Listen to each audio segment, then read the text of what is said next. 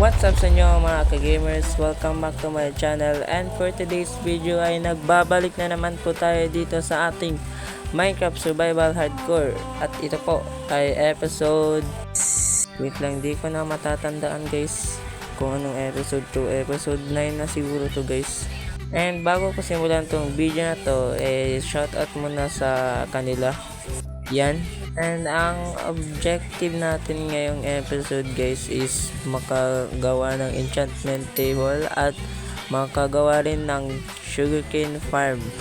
So unahin muna natin yung enchantment table. Wait lang, asan na yung mga gamit ko dito? Yan. And kakatayin muna natin yung mga cow para mayroon tayong leather para panggawa ng enchantment table at bookshelf. So let's go, craft muna tayo ng enchantment table. And yes po guys, nagsiksika na yung ating mga cow dito. Patayin muna natin to para magkaroon na tayo ng mga leather at bookshelf para sa ating enchantment table. So let's go.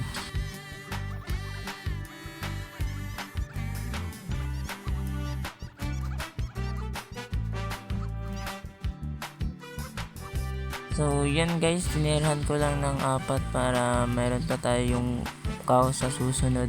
And kakatayin na rin natin tong mga sheep para meron tayong mga wall. Let's go! Kailangan natin tong mga sugarcane guys para sa mga paper para makagawa tayo ng bookshelf. So siguro mamaya tanggalin natin tong mga sugarcane guys, kasi di naman natin to kailangan guys. Gagawa na rin naman tayo ng automatic farm mamaya. So sa ngayon kukuha muna tayo ng sugarcane dito para makagawa ng paper at makagawa ng bookshelf. So yan guys, nagkakuha na tayo ng sugarcane at magka-craft na tayo ng paper. Asan yung paper? Wait lang. Ay, ganito lang pala mag-craft ng paper guys. So craft na natin to lahat ng paper. So yan guys, makaka-craft na tayo ng bookshelf. And siguro kulang to guys. Magpapadami pa tayo ng cow guys, kasi kulang yung ating leather.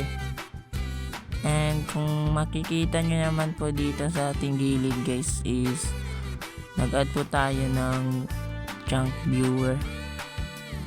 Hindi po yan cheat guys. Kung makikita nyo, hindi po ako nag-cheat. Isa lang po yung texture pack.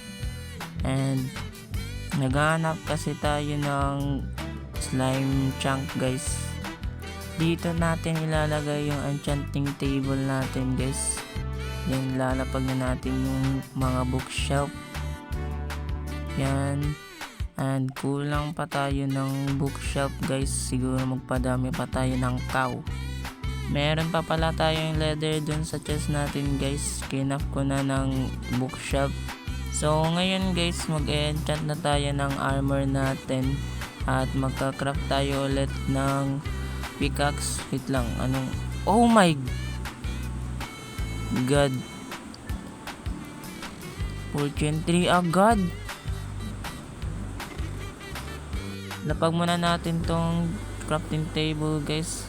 Magka-craft tayo ulit ng bagong diamond pickaxe para sa Fortune 3. Oh my God, ang dali nating nakakuha ng Fortune 3 guys.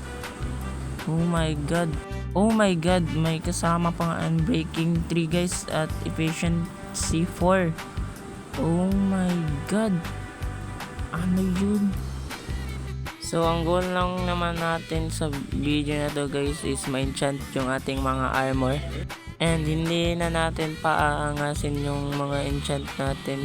Basta ma-enchant lang yung ating mga armor. And ngayon guys, magka-craft muna tayo ng smithing table para sa ating smithing template na nakita natin doon sa sirang barko. And gagamitin na natin ito sa ating armor. So ano kayong pwedeng pang design dito guys? Siguro eto na lang. Maganda rin naman siguro to guys. Tingnan natin. O diba, maganda naman siya. Kaso kulang tayo ng smithing template. At lalagyan na rin natin tong leggings natin. And ngayon guys, gagawa na tayo ng automatic sugarcane farm. Mangunguha muna tayo ng cobblestone dito guys, at meron naman tayong quartz doon sa bahay natin, at kinuha natin yung nagtry tayong magpunta sa nether. So sa ngayon, kukuha muna tayo ng cobblestone para sa ating observer. And kung nagtataka kayo guys kung bakit di ko ginamit yung diamond pickaxe ko guys, kasi ayokong masira kaagad to guys. At mamaya mangunguha muna tayo ng iron para sa ating mga hopper, kasi wala tayong mga iron ngayon guys. So ayan na guys, meron na tayong almost stack na cobblestone, at ito na yung mga redstone ko dito kasi gagawin na tayo ng observer para sa ating sugarcane farm. Kunin natin to. And paano ba gumawa ng observer? Ganito lang pala. So uubusin na natin to guys. Tatanggalin muna natin tong mga sugarcane guys.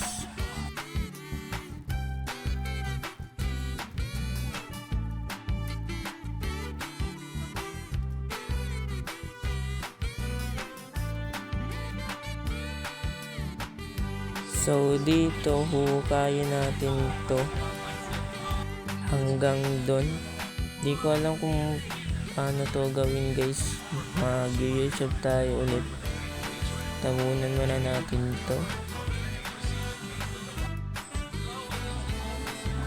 At meron na namang butas guys. Tabunin muna natin to.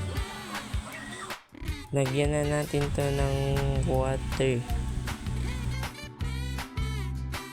Yan na guys, malapit na, and done.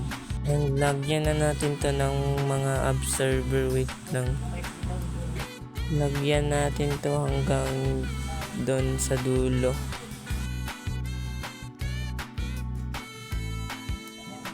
Wait lang guys, diba hindi observer, diba cobblestone muna una? Mali, dapat cobblestone yung una eh. And nag-craft na nga pala tayo ng pistons guys. So ngayon, lagyan na natin to ng cobblestone hanggang doon sa dulo. So lagyan na natin to. Ay, wait lang. So lagyan din natin, wait lang, siguro dito lang siguro, tabunan natin to ng dirt. Yan.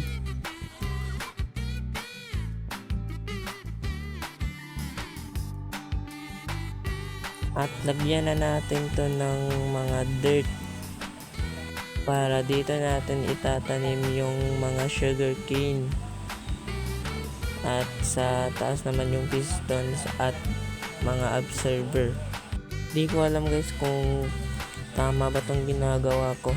Nag-YouTube tayo ngayon guys. Matulog na tayo guys kasi gumagabi na. Lagyan na natin to ng mga sugarcane dito. Tapos dito naman yung piston. Yan, tapos dito naman yung observer. Kuha muna tayo ng cobblestone guys, dahil wala na tayong cobblestone.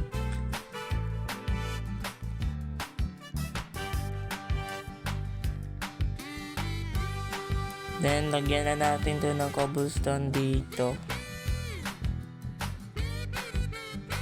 Tapos dito rin sa baba.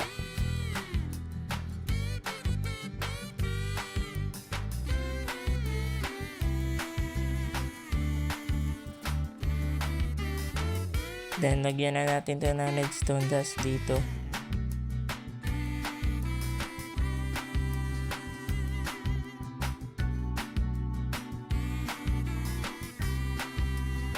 And done. Ito na yung sugarcane farm natin guys. At hindi pa pala to tapos, lalagyan pa natin to ng glass dito. At wait lang, try natin kung gumagana ba. And gumagana naman siya guys. Kulang na lang yung glass at sa ilalim yung collector. At magmamine muna tayo ng iron guys para sa ating mga hopper. Wait, tanggalin muna natin tong mga dirt dito.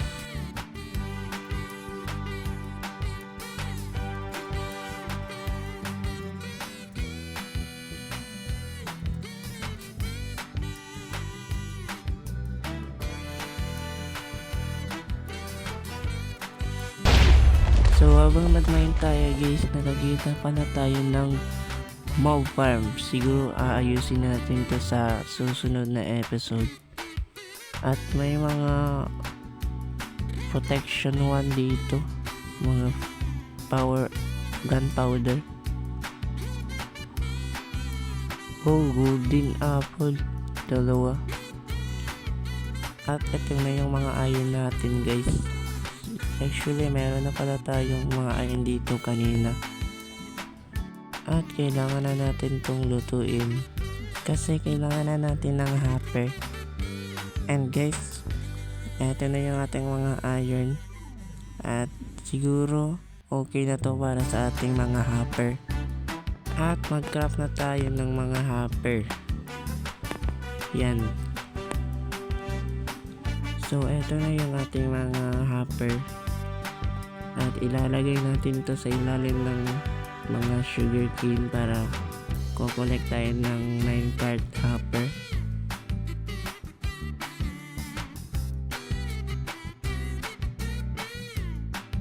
Isusunod naman natin yung mga rail.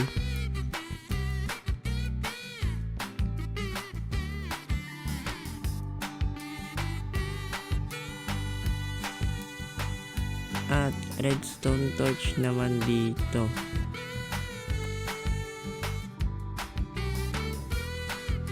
At dito rin. At lagyan na natin to ng minecart hopper. And nagko-collect pala tayo ng sand guys para sa glass. And meron na pala tayong nilagay na glass dito kanina. And yan guys, tapos na tayo. Wait lang, meron pa pala dito. So yan, tapos na yung ating sugarcane farm. And dito ko na nga tatapusin yung aking video. Sana na-enjoy na to. Don't forget to like and subscribe. Goodbye.